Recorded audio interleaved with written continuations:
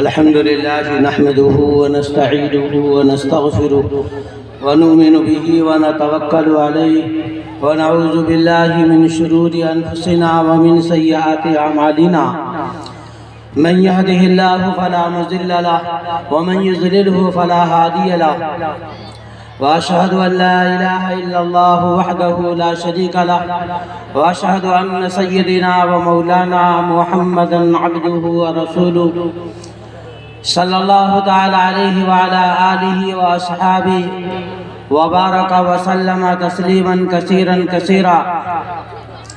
أما بعد، قال الله تبارك وتعالى في كتابه الكريم: فأعوذ بالله من الشيطان الرجيم، بسم الله الرحمن الرحيم. إنا نحن نزلنا الذكر وإنا له لحافظون. قال النبي صلى الله عليه وسلم: تبرك بالقرآن فإنه كلام الله وخرج منه. وقال النبي صلى الله عليه وسلم: فضل حملة القرآن على من لم يحمله كفضل الخالق على المخلوق، أو كما قال رسول الله صلی اللہ علیہ وسلم. صدر اجلاس اور قابل صدر احترام معزز علماء کرام، معزز خواتین، قابل قدر معزز سامعین،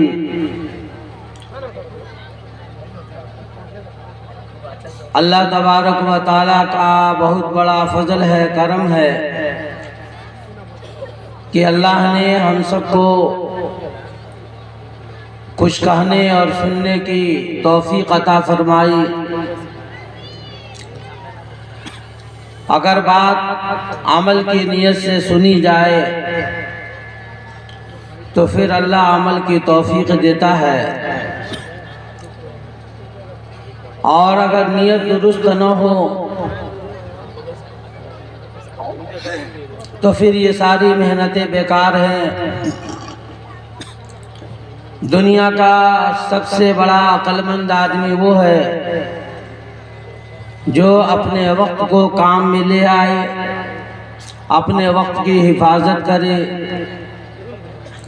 اور دنیا کا سب سے بڑا بیوقوف آدمی وہ ہے جو اپنے وقت کو برباد کر دے. تو اس لیے یہ زندگی بڑی قیمتی ہے، اس کو ہم بڑی سوچ سمجھ کر استعمال کریں. اللہ نے توفیق دے ہی دی، ہم آ ہی گئے، تو پچھلے ہمارے جو کارنامے ہیں وہ تو ہم میں سے ہر ایک آدمی جانتا ہی ہے. ہر ایک آدمی اپنے اعمال کے بارے میں جانتا ہے کہ ہم دن کے اجالے میں، رات کے اندھیرے میں پیچھے کیا کر کے آئے ہیں. آج اللہ کی رحمت برس رہی ہے تو آج ہم توبہ کر لیں اور آئندہ زندگی کو اللہ کے حکم، نبی کے طریقے پر گزارنے کے لیے اللہ رب العالمین سے معاہدہ کر لیں. یہاں آنے کے بعد میں عجیب سا منظر نظر آیا.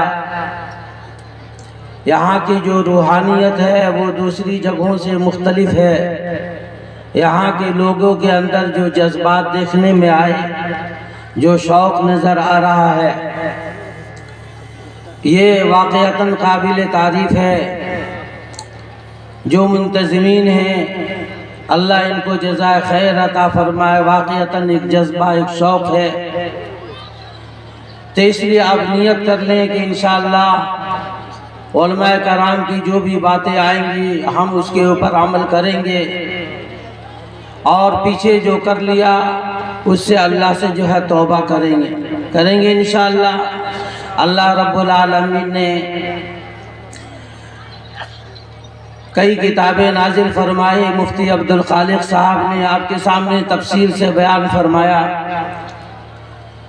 بڑی جامع مختصر باتیں آپ کے سامنے آئی ہیں. اللہ نے بہت ساری کتابیں نازل فرمائی، صحائف نازل فرمائے.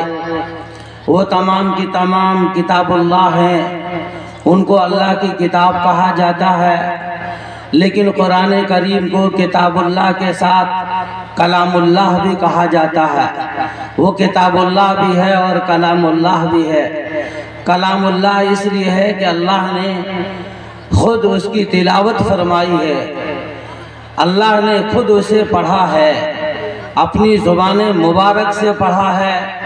اس کی کیفیت کیا ہے وہ اللہ خود ہی جانتا ہے، لیکن یہ کلام اللہ ہے تو اللہ نے خود ہی پڑھا ہے، تو اللہ رب العالمین کی زبان سے نکلے ہوئے یہ الفاظ ہیں، یہ کلمات ہیں۔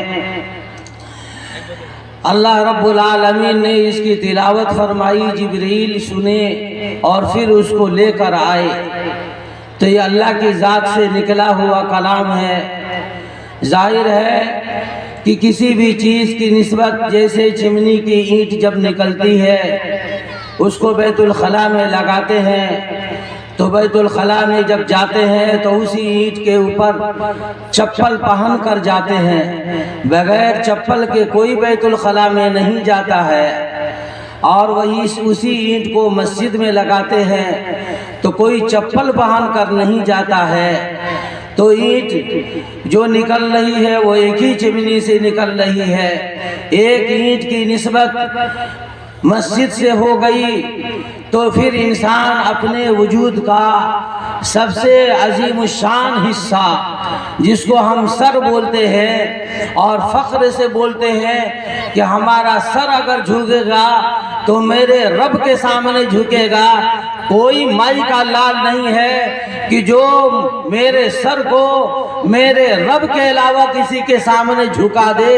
یہ سر کٹ تو سکتا ہے لیکن یہ سر اپنے رب کے علاوہ کسی کے سامنے جھک نہیں سکتا، تو اس سر کو ہم اس اینٹ کے اوپر لا کر اب جھکاتے ہیں جس اینٹ کی نسبت اللہ کے گھر سے ہو گئی ہے، لیکن اگر اسی اینٹ کی نسبت بیت الخلاء سے ہو جاتی ہے تو پھر کوئی بھی آدمی بغیر چپل کے جانا گوارا نہیں کرتا ہے کہ تمہاری نسبت ایک نجس جگہ سے ہوئی ہے، ایک گندی جگہ سے ہوئی ہے، اور تمہاری حیثیت یہی ہے کہ تمہارے اوپر چپل سے چلا جائے، چپل پہن کر تمہارے سر کے اوپر رکھا جائے۔ تو اسی ایک اینٹ کی نسبت جب اللہ کے گھر سے ہو گئی تو اس اینٹ کا مقام و مرتبہ اونچا ہو گیا، اور دوسری اینٹ کی نسبت بیت الخلاء سے ہو گئی تو پھر وہ پیر کے نیچے جو ہے اینٹ آ گئی، تو ایک اینٹ سر کے اوپر اور ایک اینٹ پیر کے نیچے۔ مقصد یہ ہے کہ نسبت بدل گئی، نسبت اللہ سے ہو گئی، اللہ کے گھر سے ہو گئی، تو پھر اس اینٹ کا مقام و مرتبہ اونچا ہو گیا، اور جس کی نسبت گندگی جگہ سے ہو گئی تو پھر اس کا مقام و مرتبہ گھٹ گیا۔ کہاں سمجھے؟ معاملہ نسبت کا ہے۔ یہ ہونٹ جو ہم بول رہے ہیں اس سے الفاظ نکلتے ہیں، تو جب اس سے الفاظ قرآن کریم کے الفاظ جب پڑھے جاتے ہیں تو پھر فرشتے جو پاکی سے فرشتے ہیں وہ آ کر چومتے ہیں۔ جب قاری قرآن کو پڑھتا ہے، اللہ کے کلام کو پڑھتا ہے، تو فرشتے اپنا ہونٹ اس ہونٹ سے جا کر ملا دیتے ہیں۔ جو ہونٹ اللہ کے کلام کو پڑھتے ہیں، لہذا اس ہونٹ سے پاکیزہ فرشتے اپنا ہونٹ لے آ کر ملا دیتے ہیں، اسے ملتے ہیں برکت کے لیے، اس لیے کہ اس ہونٹ کی نسبت اللہ کے کلام سے ہو گئی ہے۔ یہ ہونٹ اللہ کے الفاظ کو نکال رہے ہیں، اللہ کے کلام کو نکال رہے ہیں، جن الفاظ کو پروردگار عالم نے اپنی زبان مبارک سے تلاوت کیا تھا، وہ الفاظ آج یہ انسان اپنے ہونٹ سے نکال رہا ہے۔ فرشتے اپنے ہونٹ کو اس ہونٹ سے ملا دیتے ہیں اور اسی ہونٹ سے جب گانے کے الفاظ نکلتے ہیں تو شیطان اپنا ہونٹ لگا دیتا ہے. اس ہونٹ کی نسبت جب گانے سے ہو گئی تو پھر شیطان کا ساتھی بن گیا, اور اسی ہونٹ کی نسبت جب اللہ کے کلام سے ہو گئی تو پھر اس کے ہونٹ سے فرشتے اپنا ہونٹ لگاتے ہیں. یہ فرق ہے, یہ تعلقات کی بات ہے, یہ نسبت کی بات ہے. اور دیکھیے اللہ رب العالمین کے اس کلام کو جس کو ہم بچے یہ پڑھتے ہیں, کس نگاہ سے ہم ان کو دیکھتے ہیں, کس نظریے سے ہم ان کو دیکھتے ہیں, ہم میں سے ہر ایک آدمی اندازہ لگا سکتا ہے. یہ قرآن کریم کو پڑھانے والے حفاظ کرام, قاری قرآن, علماء کرام جو قرآن کریم کو پڑھاتے ہیں, اس کلام کو پڑھاتے ہیں جو کلام اللہ کی ذات سے نکلا ہوا ہے, جس کلام کو اللہ رب العالمین نے تلاوت فرمائی. ایک بات دیکھئے, جب یہ فرشتے پڑھتے ہیں, ان فرشتوں کے یہ فرشتے جب یہ بچے پڑھتے ہیں تو اپنا ہونٹ لگا دیتے ہیں. ان کے مقام و مرتبہ کا کیا کہنا ہے, خدا کی قسم آپ کو بات سمجھ میں آ جائے گی. تھوڑا اوپر سے لے کر آتے ہیں. آج دنیا جب سے ہے, دنیا جب سے ہے, بلکہ دنیا کی پیدائش سے پہلے, اللہ کی ذات کے بعد میں اللہ نے مخلوقات کو بنانا شروع کیا.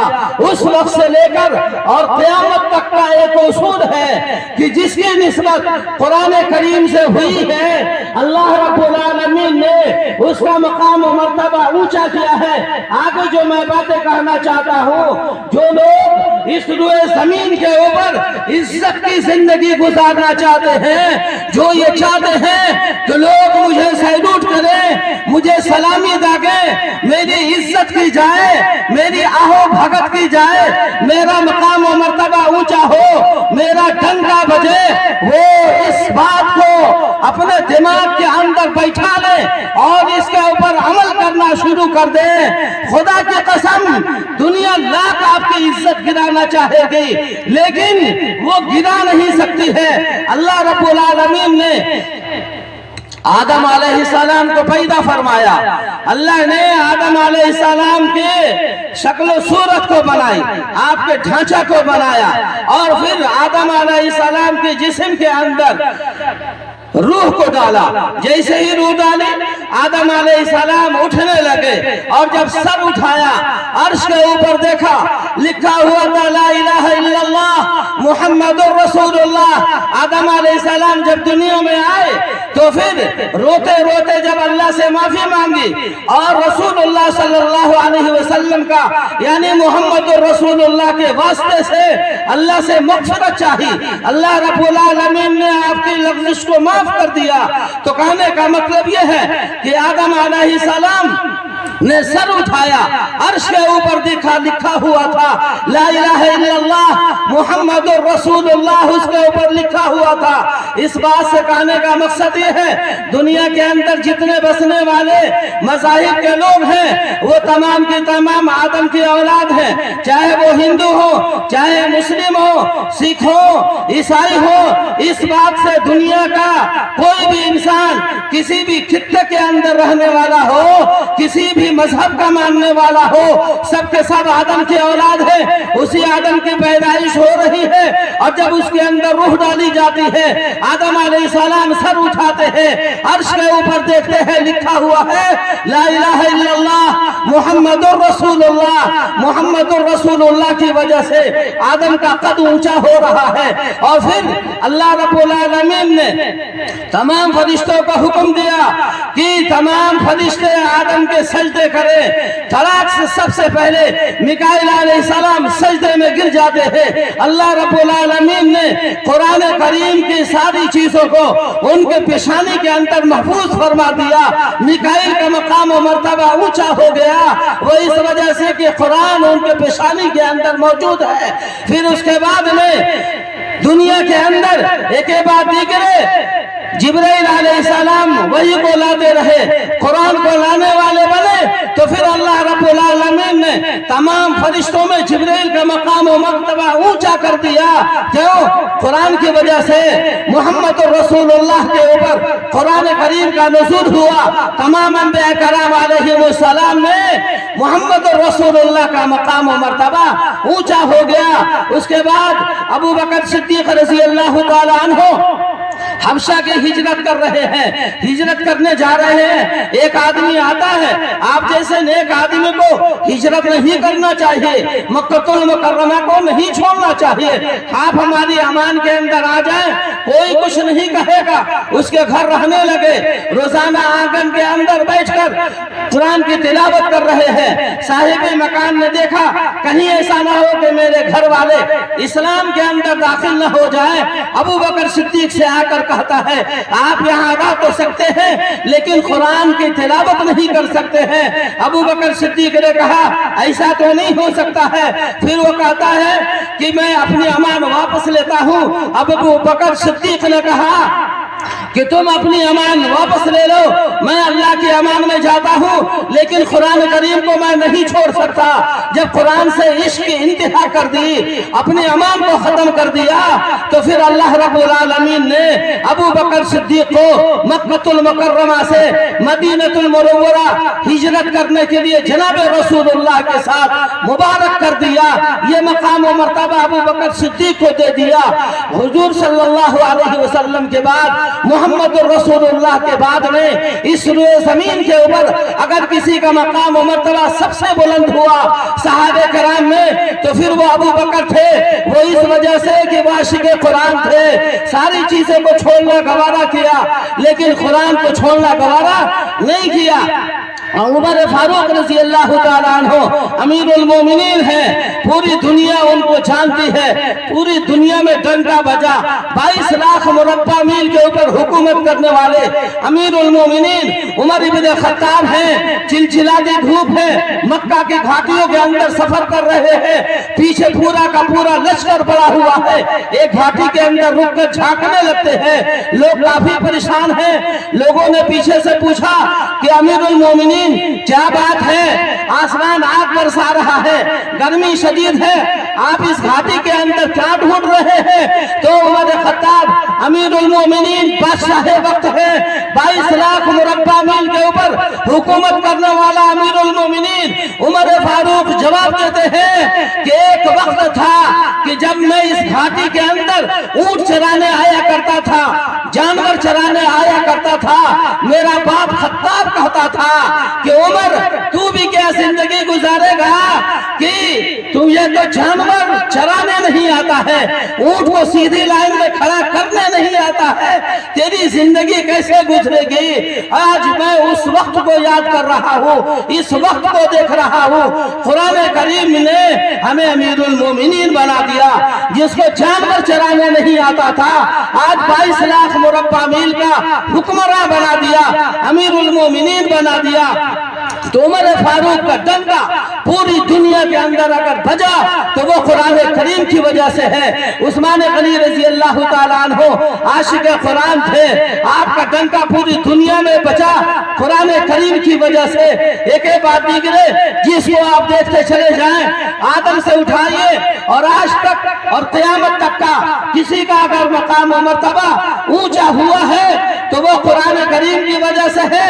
आज के बाद अगर किसी का मकाम व मर्तबा ऊंचा होगा तो वो कुरान करीम की वजह से है, इसलिए कि अल्लाह की जात से निकला हुआ कलाम है। जिसकी निस्बत कुरान करीम से होगी अल्लाह उसका मकाम व मर्तबा ऊंचा करेगा, जिसकी मोहब्बत कुरान करीम से होगी अल्लाह उसका मकाम ऊंचा करेगा।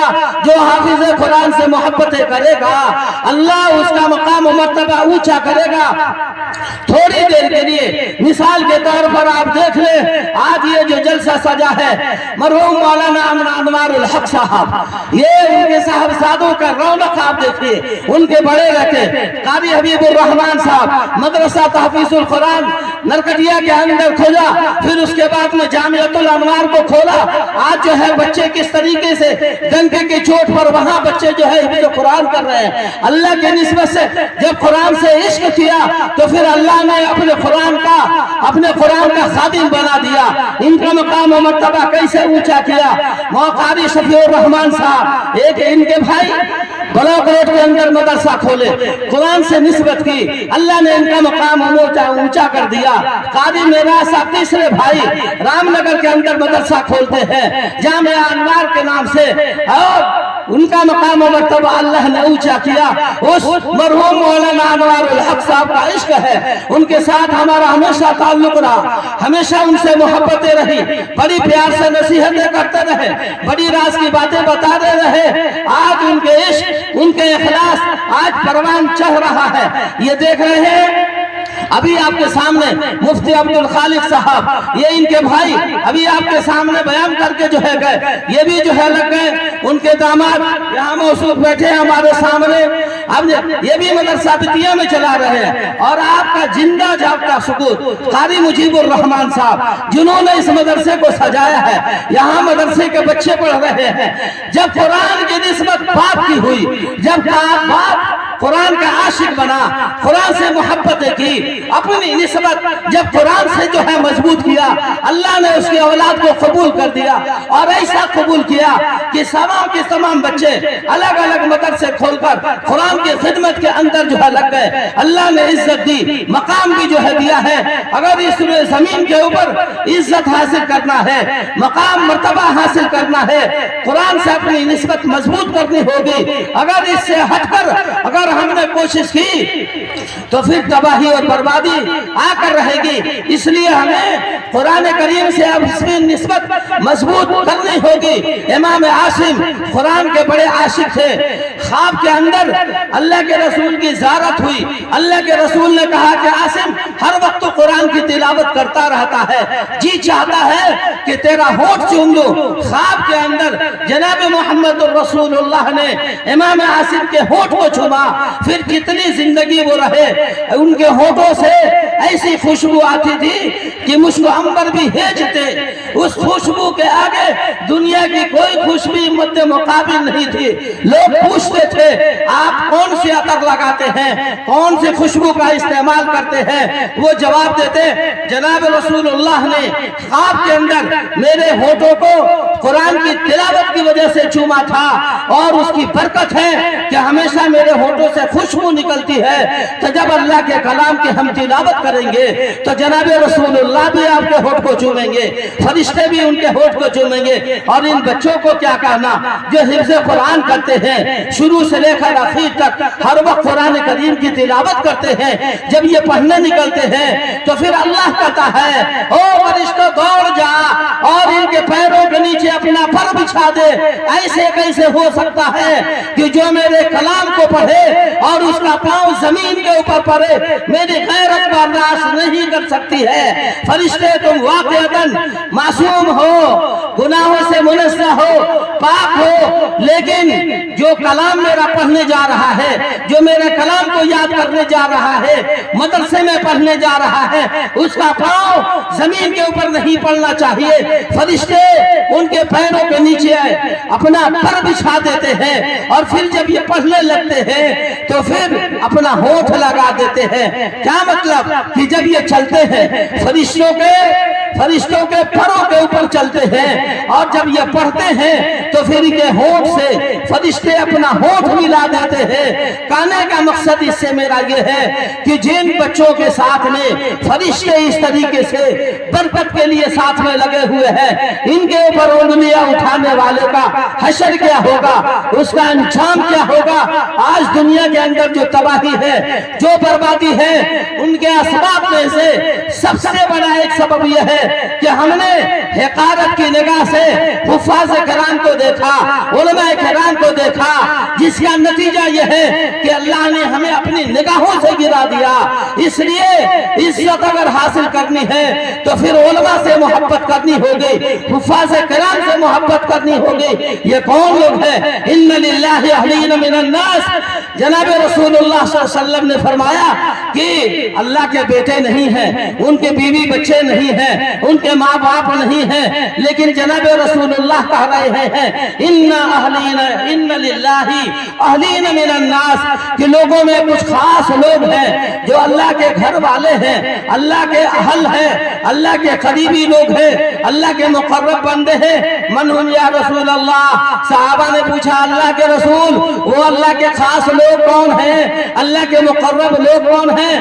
اللہ کے رسول نے کہا ہم اہل القرآن، ہم اہل القرآن، وہ قرآن والے لوگ ہیں۔ دنیا کے کسی بھی آدمی کے بارے میں جناب رسول اللہ نے یہ اہلین نہیں فرمایا کہ یہ اللہ والے لوگ ہیں، اللہ کے گھر والے لوگ ہیں، لیکن حفاظ کرام کے بارے میں کہا کہ یہ گھر والے ہیں، یہ حفاظ کرام اللہ کے مقرب بندے ہیں، اللہ کے قریب والے لوگ ہیں۔ حملۃ القرآن علی من لم يحملہ، فضل حملۃ القرآن علی من لم يحملہ کفضل الخالق علی المخلوق، ساری مخلوق کے اوپر سب سے بڑی فضیلت اللہ کی ہے، سب سے بڑا اللہ ہے، سب سے بڑا اعلیٰ عرفہ اللہ ہے، لیکن غیر حافظ پر سب سے بڑا اگر مقام و مرتبہ ہے تو وہ حافظ قرآن کا ہے، حامل قرآن کا ہے۔ اس لیے عزت کی اگر زندگی گزارنی ہے یا تو خود آپ اپنی نسبت قرآن کریم سے مضبوط کریں، قرآن کریم کا عاشق بنے، قرآن کریم کی تلاوت کریں، ورنہ کم از کم جو حفظ پڑھنے والے لوگ ہیں، جو پڑھانے والے لوگ ہیں، ان سے اپنی محبتیں بڑھائیے۔ دنیا کی کوئی طاقت نہیں ہے جو آپ کو ہلا دے۔ ذلیل وہ ہوتے ہیں جو علماء کرام کو غلط نگاہوں سے دیکھتے ہیں، اچھی نگاہوں سے نہیں دیکھتے ہیں، اللہ انہیں تہو بالا کر کے رکھ دیتا ہے۔ آج مسلمانوں کا زوال، آج مسلمانوں کی بربادی، آج مسلمانوں کو بے عزتی، اس کے اسباب میں سب سے بڑا سبب یہ ہے کہ ہم نے علماء کرام کو نیکی نگاہ سے دیکھنا شروع کیا۔ اللہ نے سب کو اپنی نگاہ سے گرا دیا، اپنے نگاہ سے گرا دیا۔ اس لیے اب بھی موقع ہے کہ اپنے آپ کو سنبھالیں اور اپنے آپ کو علماء کے حوالے کریں، علماء کی جوتیاں سیدھی کریں، علماء کی جو ہے خدمتیں کریں، جن کے سینے کے اندر قرآن کریم ہے ان کی عزتیں کریں، ہمارا مقام و مرتبہ بہت اونچا ہو جائے گا۔ بس آخری بات، آپ جن کو اس نگاہوں سے آپ دیکھتے ہیں، حقارت کی نگاہوں سے دیکھتے ہیں، ان کے بارے میں اللہ کے رسول صلی اللہ علیہ وسلم نے کیا فرمایا؟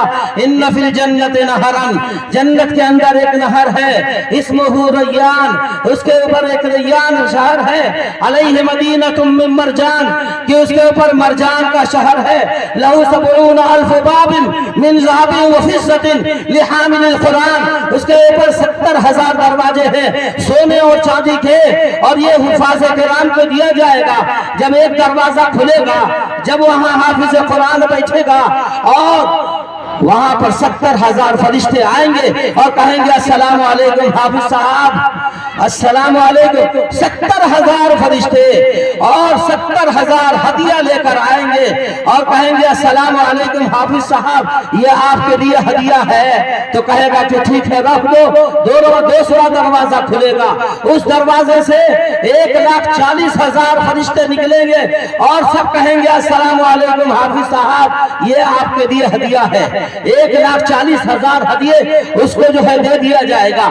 تیسرا دروازہ کھلے گا، پھر اس کے اندر سے 2,80,000 فرشتے نکلیں گے، سب کہیں گے السلام علیکم حافظ صاحب، یہ آپ کے لیے ہدیہ ہے، ٹھیک ہے رکھ دو۔ ایک بعد دیگرے سارے 70,000 دروازے کھلیں گے، آخری دروازہ کھلے گا، 4,90 کروڑ فرشتے نکلیں گے اور کہیں گے السلام علیکم حافظ صاحب، اور یہ ہدیہ ہے آپ کے لیے۔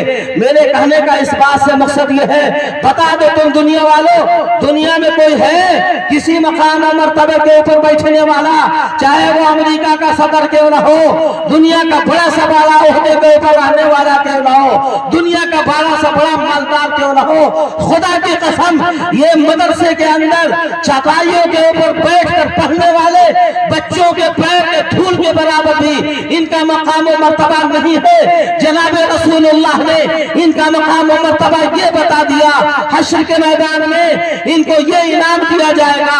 دنیا کے اندر فرشتے ان کے پیروں کے نیچے اپنا پر بچھا رہے ہیں، اور جب یہ قرآن پڑھ رہے ہیں اپنا ہونٹ ان کے ہونٹ سے جو ہے لگا رہے ہیں۔ بتاؤ دنیا کا کوئی بھی آدمی ہے، بس کہنا مولا مقصد یہ ہے کہ جو لوگ اپنے بچوں کو حافظ قرآن بنا رہے ہیں وہ اپنا سینہ چوڑا کر کے پھولے نہ سمائے کہ دنیا کے سب سے بڑی کتاب میرے بیٹے نے اپنے سینے کے اندر محفوظ رکھا ہے، اس کلام کو پڑھتا ہے جو کلام میرے رب نے پڑھا تھا، اس کلام کی تلاوت کرتا ہے۔ سب سے بڑا مقام و مرتبہ میرے بیٹے کا ہے، اس لیے فخر سے ہم اپنا سر اونچا کر کے چلے، کبھی بھی احساس کمتری میں مبتلا نہ ہو۔ کسی بھی مولوی کو آپ نے کم کھاتے نہیں دیکھا ہوگا، ہمیشہ اچھا کھاتا ہے، اچھا پہنتا ہے۔ مرنے کے بعد میں یہ مقام مرتبہ آپ نے سن لیا، پھر چاہیے کیا؟ پھر چاہیے کیا؟ جدھر جاتا ہے بچہ السلام علیکم حافظ صاحب، السلام علیکم حافظ صاحب، یعنی اللہ آپ کو سلامتی میں رکھے، اللہ کی رحمتیں نازل ہو۔ صبح سے شام تک دنیا دعا دے رہی ہے، سلامی دے رہی ہے مسلمانوں، پھر چاہیے کیا؟ پھر چاہیے کیا؟ اس لیے فخر سے ہم خود حافظ بنے، اپنے بچوں کو حافظ بنائے، جن کو اللہ نے قرآن کا علم دیا ہے، اپنا سر اونچا کر کے جو ہے چلے کہ ہم دنیا کے بادشاہ ہیں، دنیا کی سب سے بڑی کتاب اپنے سینوں کے اندر رکھے ہیں، ہر وقت اللہ کا شکر ادا کرے۔ پروردگار دنیا کی کتابوں کو چھانٹ کر تو نے اپنی ذات سے نکلے ہوئے کلام، اپنی ذات سے نکلے ہوئے کلام پڑھنے کا توفیق دیا، یہ تیرا احسان ہے، تیرا شکر ہے۔ بس میرا کہنے کا مقصد یہی ہے، اپنا حوصلہ اپنی ہمت جو ہے بلند کرے، جو قرآن کی خدمت کرنے والے ہیں ان کی حوصلہ افزائی کرے، ہر وقت جو ہے ان کی مدد پر لگے رہے، ان کی خوشامدیں کرے، ان کے پیچھے پیچھے چلے۔ مطلب یہ ہے کہ ان کی پوش پکڑے رہے، ان کے دامن کو پکڑے رہے۔ ان کا مقام و مرتبہ آخرت میں بہت بلند ہونے والا ہے، جب یہ جائیں گے تو ہم کو بھی لے کر جائیں گے۔ اللہ رب العالمین ہمیں عمل کی توفیق عطا فرمائے۔ وآخر دعوانا الحمدللہ رب العالمین۔